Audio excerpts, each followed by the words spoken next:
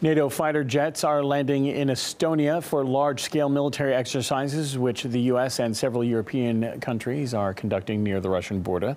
The maneuvers have not raised an eyebrow, but when Russia holds drills on its own territory, Washington slams it as destabilizing the situation in Ukraine. It is something our Washington correspondent, Gina Chichikan, raised with the State Department at its briefing. I went to ask the State Department about what seems to be an inconsistency between how the U.S. views its own exercises in the region and how it views Russia's drills. And I'm wondering, why is it that when Russia is carrying out exercises, it's suspicious, it undermines peace? When the U.S. does that, it's exclusively for peace and never undermines anything. I'm not sure what you're referring to. When the U.S. is carrying out exercises thousands of miles away from home, near Russian borders, and that's fine. Russia does that at home, and that's not fine. You are twisting how we've described Russian exercise activity, and I think our activity on the territory of NATO member states has a degree of transparency that is hard to criticize. I want to go back to my question. Maybe you have not, but your colleagues from this podium have criticized Russia for carrying out exercises near its western borders because they raise tensions. Why is it that U.S. exercises do not raise tensions?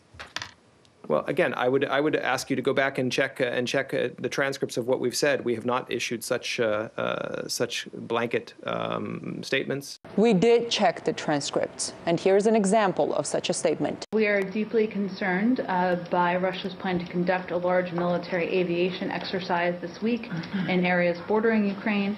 Exercises of this kind are provocative and only serve to escalate tensions.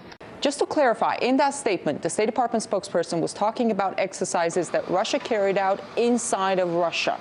So the State Department spokesperson today tried to deny that there is an inconsistency between how the U.S. presents its own actions and how it assesses Russia's moves. But there are transcripts, there are recorded statements from the past which speak to the contrary. Brian Becker from the Anti-War Answer Coalition says that such accusations against Moscow contradict with NATO boosting its military presence on Russia's doorstep. Well, it's a shocking level of hypocrisy, double standard, double speak. I mean, the United States is carrying out massive war games and military exercises in Latvia, Lithuania, Estonia.